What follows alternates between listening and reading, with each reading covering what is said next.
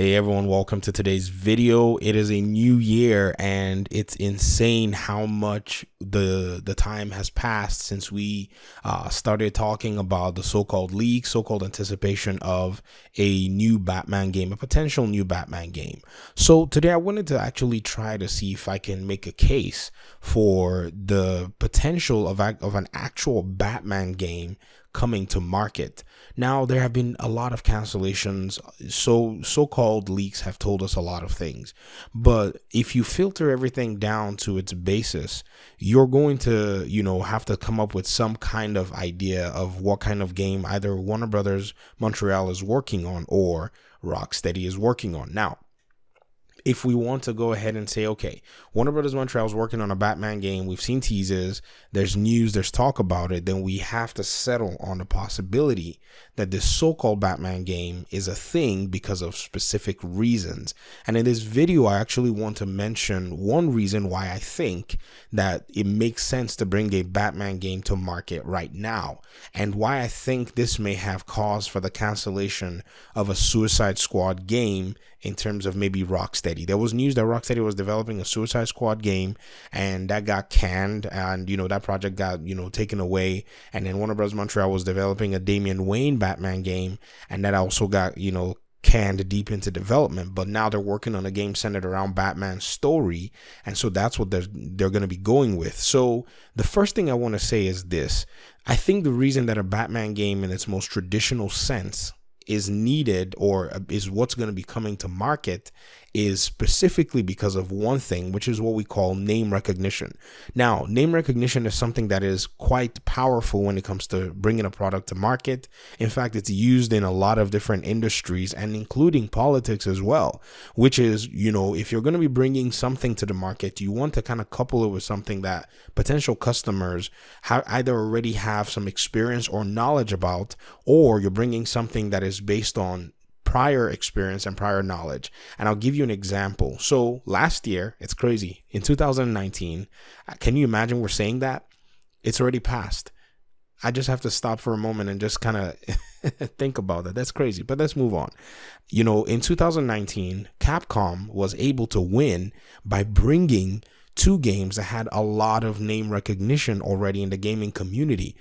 As many people may not have said much about Capcom, they actually were some of the winners this past year because they were able to bring two successful titles to the market, and they did so very well. And you guys know, if you were paying attention, there were Resident Evil Remake, Resident Evil 2 Remake, and the Devil May Cry game. These two games already had a fan base, a community, and it was easier to actually bring them to market and actually receive wide acceptance because they had been games that were already present in people's past. And what's even more telling is the fact that in this coming months, in 2020, Resident Evil 3 Remake is actually scheduled for release.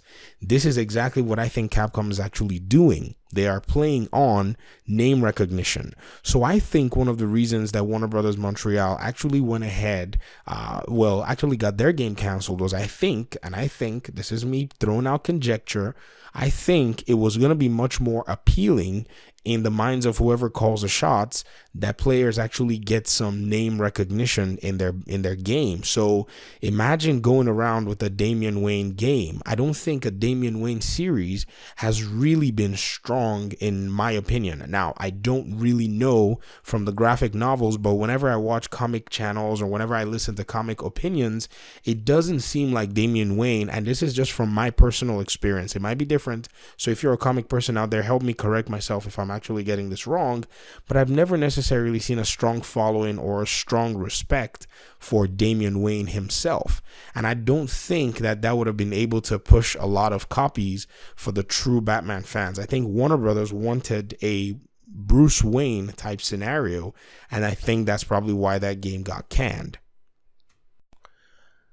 So if you categorize all of this, if you take a look at this and you lean back a little bit and say, I think this might be a good reason, then I think it makes a whole lot of sense. Then you look at the Suicide Squad game. I think we need to kind of look at that and say, if this was really a thing and Rocksteady had been working on it and they decided that this needed to not be done anymore, then I think it makes a lot of sense that Rocksteady is going to be working on a Superman game or on some game that is like a Justice League type game.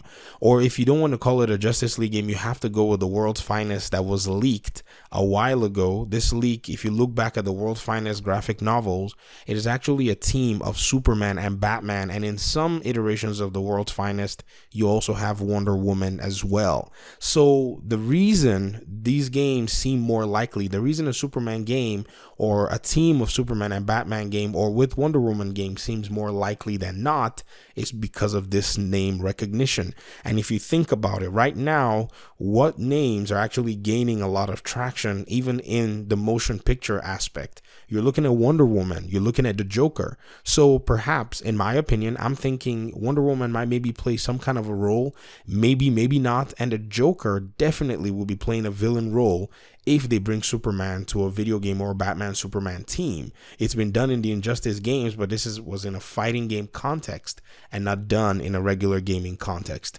So this is why I think a Batman game is more likely to come from either studios or a Superman game coming from Rocksteady because of that name recognition. It's a very strong point, and I think this is what's going to bring the games to market.